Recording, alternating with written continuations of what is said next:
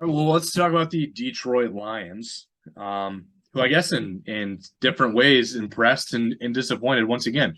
So let's get your thoughts on the Lions' first game against the Philadelphia Eagles.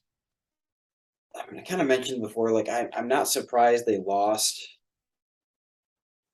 Um, they just didn't. It just felt like they didn't really find their footing in the game, especially defensively, until the fourth quarter, until late, probably late third, right? And it's just like I would have liked to see a quicker. It wasn't necessarily adjustments; they were making adjustments. But I would have liked to see quicker.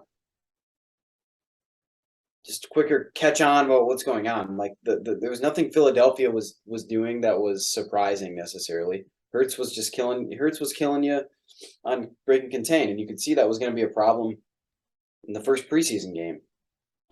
Lions got killed by Mariota and Desmond Ritter, so um, yeah, it is a concern. There's more running quarterbacks in the league than there used to be, or at least more athletic guys than there used to be. So it is definitely a concern, and it's on tape now that the Lions struggle with that.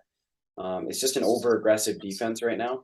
I would probably rather it be over aggressive than under aggressive for sure. You can always rein it Well, yeah, we're back. seeing more blitzes. So Yep, and I like some of the things Aaron Glenn is putting together. They make sense. I thought Jeff Okuda had a great game. he did. That was his best game of his career. Wasn't even close. hmm Uh, It's too now, bad Amani Arolara is getting toasted by AJ yeah, Brown. now part of me is that was one of the adjustments I thought maybe could happen. I'm like, put him on Okuda. I know, Yeah. like, this is partial development stuff. Like, hey, let's continue to just let him do what he's doing, and you know, not change anything up. But like, he Akuda against AJ Brown, that would have been a better matchup in my opinion. The way Oruwariye was getting smoked, Yeah, and um, then I know they even tried Will Harris over there for a minute on AJ Brown. That also was smoked. worse.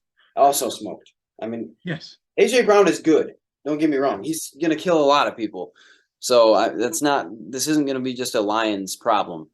But Kuda had gave Devontae Smith 4 targets and 0 catches for 0 yards. and Devontae That's Smith it. is a good receiver too. And he's supposed to be, yeah, high potential. So So really good step promising, there. encouraging. I thought, like I said, the blitzing, they're getting through, at Hmm. least from the edge spot, quite a bit. The interior still did not get a lot of pressure, which is why you mentioned it in the Michigan recap, where it's like, Hurts could just be like, okay, I'll cut right through the middle here. Yep. Yep. Lee You need McNeil a and Michael middle. Brockers are getting destroyed in the Yep. middle by like Jason Kelsey, and so let's just run through there. But like Aiden and Charles Harris, that lineup where they were right next to each other, that was creative. Hmm. I think it And was to me. I don't love when they move Aiden inside. I'll be completely honest. I really don't. I get it why. I get why he has that ability to do I don't that. think they will so much when Josh Pascal comes back, but Correct. I don't love that just because I think it mitigates what he does well. I get why they're doing it because they know that he's going to hold that gap, right? He's going to handle that gap. But I think if you drafted him second overall to rush the passer, and he's not gonna rush the passer from that position necessarily.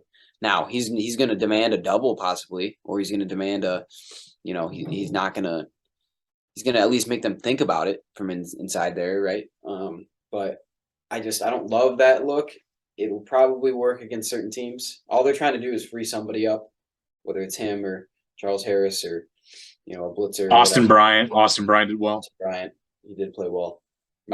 Rodriguez was the highest graded rookie for per PFF. Yep. Dan Campbell said he had 0 misassignments, um, which is encouraging. I think he He he played played sixty well. percent of the snaps. He played about 60% of the Yeah, snaps. he played well. It's you almost need him to play more, and that's really hard to play much more than that, Eric though. Barnes played poorly. Correct, and that's the thing. You need one more linebacker to step up with him, right? Because the linebacker play was part of the problem. So I was Uh, thinking about that though. There's guys like Blake Martinez and Joe Scobert and Jalen Smith, and there's just other linebackers out there right now. It's like maybe you take a look at like Alexander Johnson. He was also yeah, out there. It's like yeah. there's a linebacker. There's like 4 or 5 Just linebackers out play. there. You just gotta play Rodriguez with Anzalone as much as you possibly can. Because I thought Anzalone was fine. Yeah, He covers the pass pretty well. like he's a motor guy. He's like Aiden Hutchinson is. Like that's why you know that Aiden Hutchinson can't be a bust. I feel like guys that like give 100% every time they're out there, will never be like Cheeks, Right. They might not be what you want them to be, but they're not going to be terrible. Yeah. And I don't know. A lot of people are talking about Aiden being a bust after one game, which is ridiculous. It's But because Trayvon Walker had a pretty nice first game, but like he did. But they also lost. And I'm sorry. The part of his reason he had a really good game is because Carson Wentz has the brain of a I know squirrel. this is why I said, are we going to expect to see 2 sacks from Aiden Hutchinson this week? Like he has the motor, and he had like three times, especially early on in the game, he had 3 attempts at Jalen Hurts and completely One thing overran. I will say is he needs to understand when to pace himself. Right. If he's going to be playing as many snaps as he did, he definitely ran out of gas. Right. And part of that was because the Lions couldn't get off the field on third down to save their lives for the first three Well, yeah, quarters. 3rd and 15 conversions with Jalen Hurts running there, Right. but And that's where it's on long third and drives. third and long. Just stay out there. Don't even necessarily. You already got your him in a distance. Just play that contained spot. Don't let him get outside again. Like that Yeah, was so frustrating to see them still fly right through the line. And Jones like, all right, I'm faster than he's faster than every D lineman right. and probably linebacker. Most linebackers, some safeties probably. He's a special runner. He is. So I don't want to read too much into the fact that they gave up a bunch of rushing yards to Jalen Hurts because Oh like yeah, I expect like 5 sacks against the Washington unless they like have a different game plan where they do like downfield chucks. You know, I don't know. I wouldn't expect 5 sacks. I still don't think it's going to be there, but I would. I'll put Aiden down for one. I would think he'll get a sack. Um, I think I don't know. It's just one of those things where the defense as a whole is, in my opinion, is better. Like is a much better defense up front, especially. Um, and then you like what Rodriguez is doing. Um, Anzalone is what he is, but he's fine, right? But in the back end, they got exposed. Owaria had a terrible game, and they just don't have enough pieces on the interior to really make an impact, right? You got to Aleem McNeil played a lot, but it's just like, what is he bringing to the table right now? Um, I don't know. It's tough. It's tough. I would like to see another.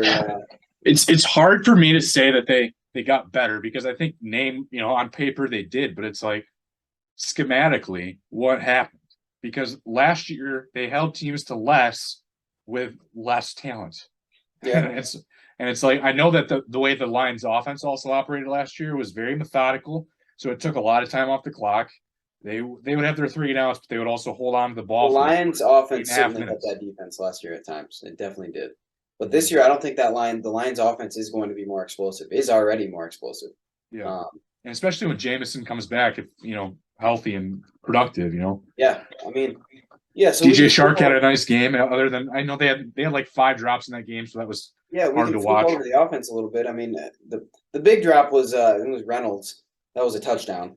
Yep. Uh, St. Brown had another first down that he dropped. yeah, yeah. But the big one was Reynolds in like 9 minutes left in the fourth. That was a touchdown. That would have been six. Um, Chark was pretty good. Reynolds was good other than the drop. St. Brown was good. DeAndre Let's Swift talk probably about Swift being explosive. Yeah, Swift is probably the best explosive. game of his career. Probably, I I would mean, say yeah, over 140 rushing yards plus 31 receiving yards. he needed more. He needed more touches though. I will say that right now. I'm Well, not saying they gave Jamal Williams like 12, and then he got the two touchdowns. So right. Vulture touchdowns. If he's on your fantasy team, that really sucks because he had a great week and he could have had a ridiculous week. that's the funny thing. People are loading up on picking up Jamal Williams. I'm like, this is not going to happen every week. No, it won't. He is going to be a touchdown vulture though. I wouldn't be surprised, like because that's his style. Like he's a bruiser down there. But I mean, yeah, DeAndre Swift, great. That's what they're looking for. I mean, he's obviously not going to have incredible numbers every week, but with that offensive line, he can certainly put up numbers. They need to get him more touches. He needs to have 25 to 30 touches. Like in a game that's close and a game that is in the balance, he has to have 25 to 30 touches. Yeah, I think as the season progresses, I think they will. It's not necessarily a conditioning thing. I just think they're trying to see what they have in the running back room right now. And Mm-hmm. DeAndre Swift showed that he deserves. So I expect DeAndre Swift to have 16 to 18 touches next week, even, which is a jump. And then the offensive line is the concern right now because now we're already seeing, on a Wednesday, Taylor Decker's off. Frank Ragnow's off. Now, granted, they could be rest days, but they do have reported injuries. Vitae And had then back surgery. Vitai's already out. He may be out for the season after surgery. Yep. Tommy Kramer, depth guy, probably would have started, but Stenberg had a nice game. Hmm. So Kramer is another guy that could be depth. It's like, okay, now we're starting to hurt a little bit there, especially if two of those starters are alone just out. Like that's You can survive Vitae being out, right? They obviously already did that last was week. probably your weak link, right? I Right, mean, he was the worst one. Vitae was okay. He had a good camp, right? So you feel bad about for him personally, but and I think he is a step above, Kramer and Brown and Denver. Stenberg. But if you're gonna lose somebody, that's the one you'd be okay losing. Well, other than he's a swing tackle as well, so Mhm. that hurts. I mean, you've had a lot of experience at tackles, so if Sewell or Decker go out, you kick him, and you still don't have to Sewell worry had a about good playing. game. You don't have to worry about playing Matt Nelson. You can just go with Stenberg or Brown or Kramer. Yep. Sewell had a good game. I thought Decker had a pretty good game. Ragnow had the one bad snap. Jackson's wheels. I watched the play of DeAndre Swift's touchdown, Hmm. and Jackson had to go out and pull, and like dude was flying. Like that was fun Hmm. to see. Hmm. So that was So, good. And like I said, the discouraging thing also was over halfway through the third quarter, Goff had like 86 passing yards. mhm. Like that Some of that it's due can't to happen. drops. Some of it's due to game flow. That game was the Eagles did to the Lions what the Lions probably wanted to do, like just controlling the clock, long drives. I mean, incredibly long drives, and We're looking at 77 defensive plays for the Lions defense. that's a So lot in the NFL. yeah. That is a lot in the NFL. Mhm. The clock doesn't stop on first downs, unlike college. If you have 77 in college, that's high. That's high tempo, but it's not like absurd. Yeah. You get in the 80s, that's when you start getting crazy. The Yeah. 70s normal. Um, Penalties I thought got him early on. I think they calmed down. I don't know if it was just early game jitters or something, but yep. it seemed like the refs were calling a lot of stuff early on, even if it was ticky tack. They missed The one on they Akuda was missed terrible. the intentional groundings. They missed Yeah, two I intentional don't groundings. I don't know. The one especially was egregious. I thought that was Well, I think the NFL admitted to one. yeah, they did. They said yeah, they missed it. I'm like that would have mattered. That Like definitely they scored a touchdown on that drive. That would right, have made them have to like punt or kick a field right. goal. So I don't know. There's encouraging signs. There's things to be happy about. There's things to like look forward to still. But and again, this is again one of those years where I'm not going to sit here and just get frustrated every single loss or every single. I'm not going to unless they start. If they start ripping off a ton of wins, and then I'll start. Getting to that point. But it's okay. The Eagles were a better team than you, right? They were a better team than the Lions. I anticipated they were going to be a better team than the Lions. This was one of those swing games that could swing a 9-10 win season to maybe a 7 or 8 win season instead, right? Mm-hmm. And I'm not saying they still can't get to that point because they certainly can. It's one game, 16 more, but this was one of those where it's like you really wanted to have that one home opening game. You have all the energy. Everybody's as healthy as they're going to be, other than the guys that were hurt. So, a little frustrating, but again, not something I'm going to sit here and just yell about. There have been much worse losses. Yeah. Recent memory. Well, like last year against the Eagles. Last year against, yeah, I mean, you can look at it right now. That team, I think this Eagles team might be better than that team, but And the we Lions hung are with them. significantly better. Lost by 3 instead of getting beat by 43. I do think the Eagles are going to win that division, though. Between them and the Cowboys. But Well, now the the Cowboys Cowboys, without Dak Prescott, you can pretty much. Dak's going to be out like probably 6 weeks at least. Yeah, I know Cooper. They're not going to do anything with Cooper Rush, but they're actually refusing to put Dak on the IR. Which, if he goes on the IR, then that means the Lions will probably not have to face him. If they are not putting him on the IR, they're hoping that he comes back. Why weren't they? Why? Whatever. Because Jerry Jones is refusing to put him on the IR. That's absurd. I know. They think he can come back early. So of course they do. Maybe he can. You never know. Yeah, but I guess there were some weird games around the NFL for sure. There were some teams that played better than I mean. Well, I think just alone the Bears beating the 49ers. That Granted, that was a bath. They were just that taking was a that shower was together. not a football game. That That was just was taking a shower. Yeah. 100% aided by the weather. But hey, you gotta play, right? You You gotta take play them how you get them, right? exactly.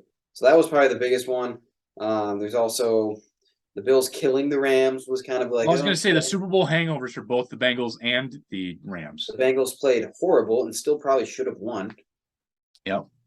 That was, I mean, Thanks, Joe the Burrow, for being my fantasy quarterback. Steelers. He probably got you negative points. No, he actually got 16 because he threw for a ton of yards and he still had 2 touchdowns. He might have had 3 touchdowns here. No, it was 2 touchdowns here. Yeah. 49, yeah, 49ers, the Bears. The Saints barely beating the Falcons because Jameis pulled one out of his rear end. Dolphins dominating the Patriots for the most part, even though Tua wasn't that great. Um, Ravens obviously killed the Jets. That makes sense. The Browns beating the Panthers by 2. Well, I went 11-5 in my NFL picks on Yahoo Pick'em. I went You picked 11-5 The on it. Colts and Texans. That was the one for me. That was a tie. Yeah, the tie. What was that? Unacceptable. That was, I mean, Rodrigo Blankenship now getting waived, which is Yep. comical. And then the Giants beating the Titans was the other one by 1.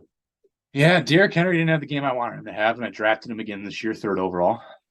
Yeah, I mean, he was fine.